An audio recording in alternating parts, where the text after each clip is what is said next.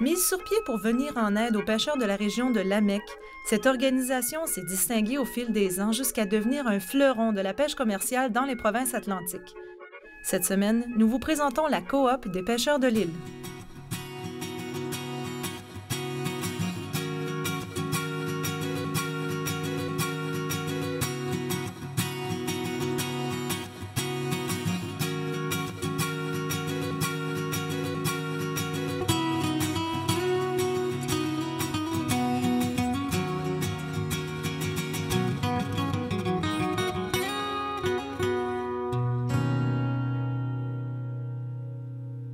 Cette semaine, un regroupement de 160 membres avec 70 ans d'activité. Nous parlons de l'Association coopérative des pêcheurs de l'île.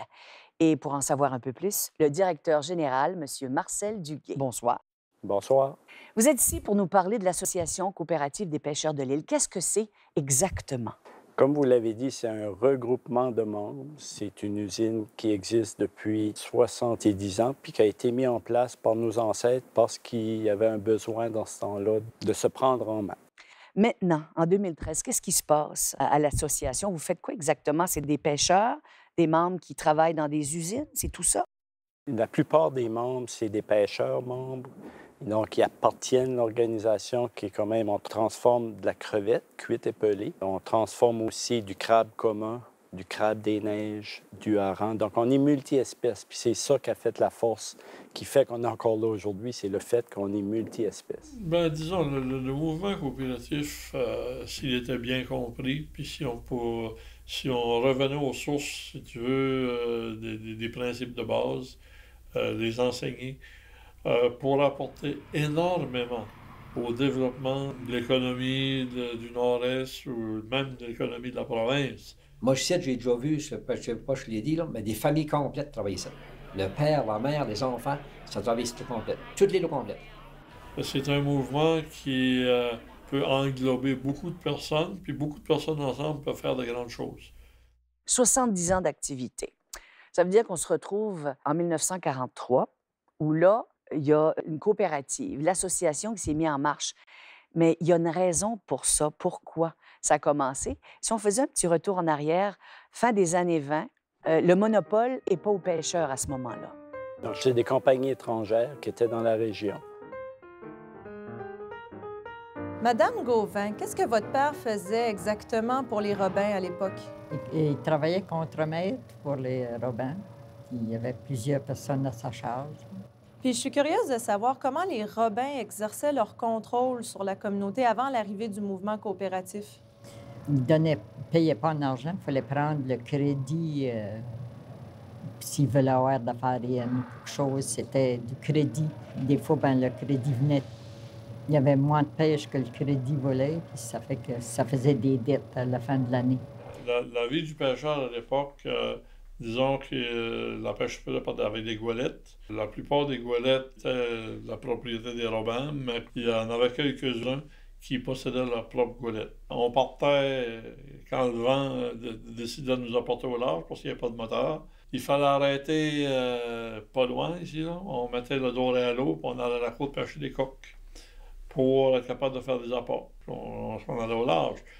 On jiguait la morue. Un peu plus tard, il y a eu la ligne traînante, la tralle. On apportait le poisson à bord, on l'étêtait, on le vidait, puis on le tranchait. Puis on le salait dans la cale du bateau. Quand la coop a commencé, ils étaient sur la veille de perdre le bien. Là. Ils perdaient le bateau, puis ça perdait même les maisons, c'était dangereux. Moi, j'ai vu des gars qui étaient pris à l'année, là. Ils vendaient le poisson, puis il y avait juste des billes, puis l'hiver, ils mangeaient là, puis le printemps, ils étaient encore en dette.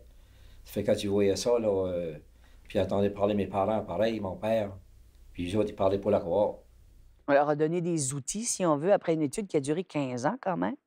À toutes les semaines, on se réunissait dans différentes cuisines sur l'île Lamec. C'est vraiment le père Livan Chiasson qui a été l'instigateur de tout ça, qui a fait que les pêcheurs ont pu avoir ce qu'il fallait. C'est ça. Il y a eu une formation, il y a eu une éducation de fait dans ce domaine-là, puis je pense qu'il y a eu des leaders qui ont pris ça en main. Alors là, il a commencé à avoir des petites coopératives qui se sont installées un petit peu partout. Chacun avait sa particularité. Puis en 1943, on s'est rendu compte qu'on était un petit peu trop éparpillés à la grandeur de l'île. Alors on a consolidé toutes ces petites coopératives-là, et puis on a créé l'Association coopérative des pêcheurs de l'île.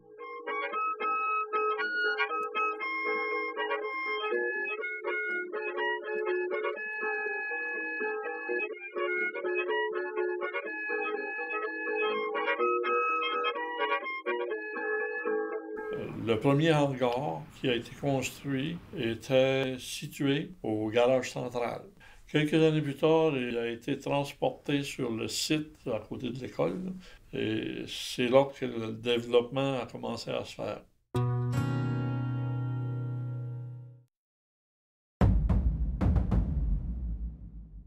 Monsieur Duguay, vous êtes présentement directeur général de l'Association coopérative des pêcheurs de l'île, mais ce n'est que depuis le début de cette année.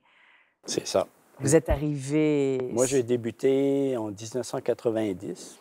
Alors, j'étais gérant de production. Et puis, lorsque j'ai débuté, c'est justement avant le moratoire du poisson de fond. Donc, le poisson de fond était notre production plus importante. Dans cette période-là, on avait au-dessus de 1000 employés qui travaillaient pour l'organisation. 1000 employés, il y en a maintenant combien? 350 environ. Ça a donné un dur coup, hein, le moratoire sur les poissons de fond. Ça a donné un gros coup. Ça a été très difficile, mais c'est pas la première fois qu'elle se prenait en main puis qu'elle se relevait d'un problème ou d'une situation difficile comme celle-là. Le conseil d'administration d'alors a pris une décision dans les années 95 de tout arrêter les activités pour 6 à 8 mois afin de mettre un plan de restructuration en place. La morue était la principale ressource. Dans ces années-là, l'association aurait pu prendre la décision de dire « OK, on a une vache à lait, c'est la morue, et on continue avec la morue seulement et on ferme les autres petites lignes de production. » Dont la crevette, on faisait de la crevette, cuite et pelée ce temps-là, mais c'était une petite ligne. On faisait du crabe des neiges, on faisait du hareng. La décision était prise de continuer ces petites opérations-là, puis c'est ce qui a sauvé l'organisation. Parce que quand la morue a tombé du jour au lendemain, ta vache à lait n'était plus là. Donc, à partir de ça, la décision a été prise de bâtir une usine de crevettes. Puis c'est ce qui a été fait. Puis maintenant, on a une des usines les plus modernes au Canada. En plus, elle est certifiée MSC, donc c'est une pêche durable qui certifie qu'on la pêche, qu'il n'y a pas de danger que la ressource est bien gérée. Quand on voit MSC sur un sac, ça veut dire que la pêche a été évaluée et elle n'est pas dangereuse pour l'environnement marin, pour les fonds marins, et puis qu'elle est bien gérée aussi. Ce qu'on produit, c'est de la crevette cuite, pelée, congelée individuellement. Donc, c'est beaucoup automatisé. On a vraiment une belle usine. Mais on n'arrête pas de faire les autres. On veut rester multi-espèces, basé sur cette expérience-là. On veut être capable, si jamais un jour que cette espèce-là diminue, on a d'autres choses à côté. Donc, on produit du crabe commun et on produit aussi la rave de hareng et du crabe des neiges. Si on parlait de la situation des pêcheurs à ce moment-là, c'est un désastre pour eux. Je veux dire, ils devaient être dévastés. Pour les pêcheurs, c'était pas facile. Pour l'organisation, mais ce qui est beau, c'est que les pêcheurs membres ont continué à soutenir l'organisation. Il y en a beaucoup qui siègent sur le conseil? On a 9 directeurs. Donc, pour nous, c'est super important. Donc, c'est ça qui fait la différence entre tous les autres genres d'entreprises et une coop. Pour commencer, c'est coopérative, on peut donner notre opinion. On va des assemblées annuelles, puis on peut donner notre opinion. Mais on ne va pas dans une compagnie privée, on ne peut pas donner ton opinion. Puis ici, à la coop, moi, je savais, presque toute ma famille a travaillé ici. Mon père, ma mère, une de mes sœurs, même ma femme a travaillé ici. Une de mes filles qui a déjà travaillé ici. Puis depuis le temps que je suis ici, je suis pas mieux que... Pas plus maltraité qu'un autre, là. C'est juste ça de mon goût. La coop est gérée par ses membres. Donc, c'est dynamique, mais c'est les membres qui prennent les décisions importantes de l'organisation. La gérance est là pour les guider. Puis c'est ça qui fait qu'on est là depuis 70 ans. C'est ça qui va faire qu'on va être là encore pour 25, 30, 40, 50 ans. C'est la continuité. Puisque la coopérative est soucieuse de son impact environnemental, elle applique des mesures rigoureuses afin de réduire le déversement de ses déchets liquides. Car en plus de polluer la baie de la Mecque, les déversements occasionnent des odeurs qui incommodent les citoyens. Ces nouvelles mesures témoignent d'une coopérative à l'écoute de ses membres, prête à investir pour moderniser ses installations. En raison du faible courant marin dans la baie de la Mecque, l'association coopérative a dû procéder en 2005 à l'installation d'un système de clarification de ses eaux de production. Ce système a permis d'enlever 85 % de la charge nutritive de ces effluents. Vous êtes constamment en train de vous adapter.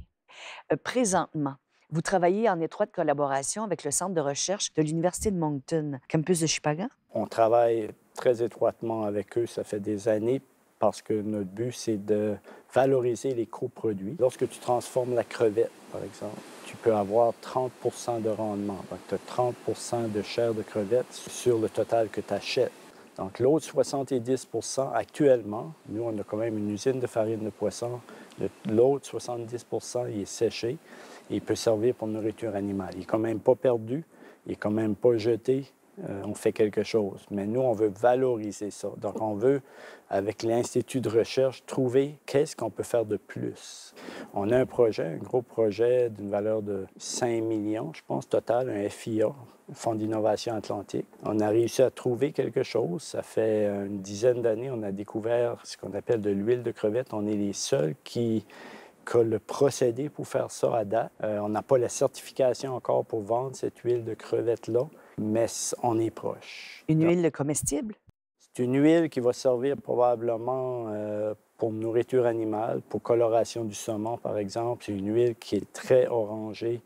Ça n'existe pas ailleurs. Comme je vous dis, on l'a trouvée par accident. C'est sûr que l'Institut de recherche est impliqué avec nous pour développer ce procédé-là. Quand c'est un nouveau produit, il y a beaucoup d'étapes de certification à faire, puis c'est là-dessus qu'on est rendu. Si tu parles de projet à long terme qu'on est en train de regarder, oui, on est en train de regarder à l'aquaculture. Pour nous, le futur des pêches à plus long terme, c'est l'aquaculture. Et pourquoi l'aquaculture? Il va toujours avoir de la pêche, mais nous, ça nous prend du volume. Donc, on cherche une façon d'amener plus de matières premières et puis on trouve qu'une façon, ça serait de se spécialiser dans ce domaine. Donc, on est en train de regarder à ça. Ça ne veut pas dire qu'on va être là, mais on est en train d'étudier très sérieusement. C'est constamment des défis qu'il faut relever. Si on parlait des normes sanitaires qui ont dû changer au travers des dernières années? Oui, ça a été un autre défi qu'on a dû passer au travers dans tous les niveaux, que ce soit dans le crabe des neiges, que ce soit dans le crabe commun et surtout la crevette. Les acheteurs sont très difficiles, puis ça nous a permis, nous, de nous améliorer de ce côté-là. Tous les acheteurs viennent vérifier annuellement et certifient l'usine. Nous, on a travaillé fort pour être certifiés du côté du Royaume-Uni, qui est un gros acheteur de crevettes. Et puis là, cette année, c'est la première année, on a atteint ça. On va vendre plusieurs containers au UK. Disons, au niveau de la qualité actuellement, ce que j'entends, on est pas mal dans les meilleurs au monde au niveau de la qualité. On rejoint pas mal la qualité européenne. Au niveau de production, au niveau de rendement, au niveau de qualité du produit, je pense qu'on est à jour. Il y a une séparation entre le cru et le cuit. Tout ce qui est cru, tout ce qu'on appelle une zone non sanitaire, tout le monde est habillé en bleu. Le filet à cheveux, le sarrau, les bottes. Lorsque tu rentres dans une zone qui est à risque, une zone, on appelle ça des zones sanitaires, tout le monde est blanc. Bottes blanches, nettes blanches. C'est sévère, mais c'est bien comme ça. Et les employés ont dû s'adapter? Une fois qu'ils comprennent le pourquoi que cela est demandé, cela est fait, tout le monde embarque. On n'a pas eu de problème avec ça. La qualité, ça a toujours été un point important pour l'organisation. Donc, vous savez, si vous achetez la crevette Port-Royal, qui est notre marque de commerce, vous allez acheter un produit de qualité numéro 1. La différence qu'elle a avec la crevette d'eau chaude, c'est qu'elle a un goût particulier. Puis, un petit exemple là-dessus, c'est que nous, pour vendre la crevette, il faut aller, comme on vend, comme je vous ai expliqué tout à l'heure, la majorité est vendue en Europe. Donc, le show le plus important là-bas, c'est à Bruxelles. Donc, lorsqu'on va, on amène, on fait déguster un peu la crevette. Donc, il y a une personne qui a passé au kiosque, goûté la crevette. Elle a continué un petit bout, elle a tourné de bord, puis elle est venue nous demander qu'est-ce qu'on mettait là-dedans. On a dit, on met rien, c'est le goût naturel de la crevette. Donc, à partir de là, il est devenu un nouveau client de l'association. Donc, c'est ça, il y a un goût naturel dans la crevette. Tandis que la crevette d'eau chaude, elle est bonne aussi, c'est une bonne protéine, mais la différence, elle n'a aucun goût. Mais on sait que la crevette d'eau froide, c'est toujours, elle est prise dans l'état sauvage, elle se nourrit elle-même, puis quand on la pêche, nous, on l'écale, mais on ne met rien d'autre.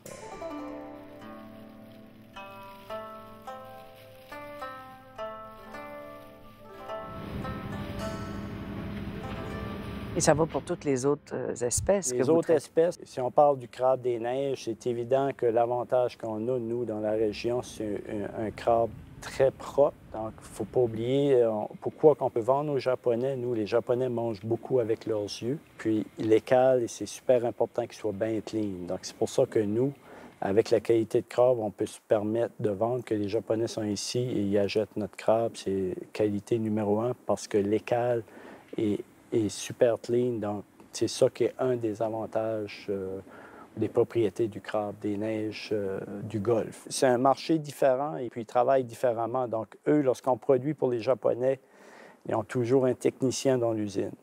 Donc, lorsqu'ils acceptent le produit, lorsqu'on le met dans le container et puis il s'en va, ils ne reviendront plus sur la qualité.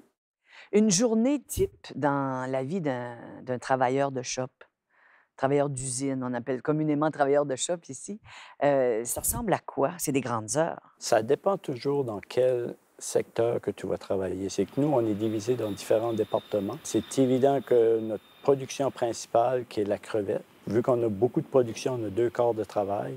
Donc, les gens vont travailler de 8 heures le matin à 5 heures l'après-midi, puis un autre quart de travail commence à 5h30 jusqu'à 2h30 du matin. Oui, ça peut être intensif pour un bout, ça peut être 7 jours par semaine, mais eux, c'est moins intensif parce qu'ils vont travailler 8 heures par jour. Mais il y a d'autres productions qui sont un peu plus courtes. Lorsque tu vas au Crabe des Neiges, le Crabe des Neiges, on produit du 15 avril à aller à peu près à la fin juin. Donc, c'est 6 semaines, mais c'est 6 semaines très intensives pour les travailleurs. Donc là, pour répondre à ta question, à ce niveau-là, eux peuvent commencer à 7 heures du matin et terminer leur journée de travail à 11 heures du soir. L'horaire, quand on travaille dans le hareng, c'est le même principe. Le hareng qui est plus à l'automne, les mêmes employés peuvent commencer 8 heures du matin et terminer leur journée de travail à 10 heures du soir. Mais c'est pour une petite période, comme le hareng, c'est 1 mois. Puis après ça, mais il reste que c'est dur. C'est des jobs qui peuvent être durs physiquement, surtout dans ces productions-là. La crevette, c'est plus automatisé, donc il y a moins de jobs durs physiques. Mais quand on parle du crabe commun, crabe des neiges, c'est des jobs durs physiques. Avez-vous des employés qui sont avec vous depuis des décennies? On a des employés, une personne vient de prendre sa retraite, 44 ans. Oui, c'est l'employeur de la région. C'est ça qu'il faut comprendre aussi. C'était l'employeur. C'était? C'était l'employeur de la région parce qu'aujourd'hui, un défi qu'on a, ça va être justement la main-d'œuvre.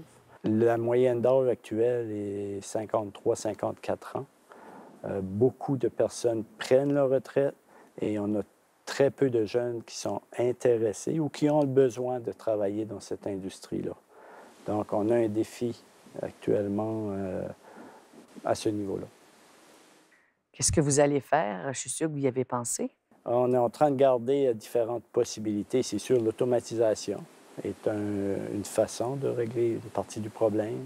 Améliorer la productivité à l'intérieur. Donc, au lieu de prendre 2 employés, on en prend un, mais la tâche est modifiée un peu. Puis, si on n'arrive pas avec ça, mais là, ça va être aller chercher des employés étrangers. Et dans quel pays? On ne sait pas encore. Il y a différents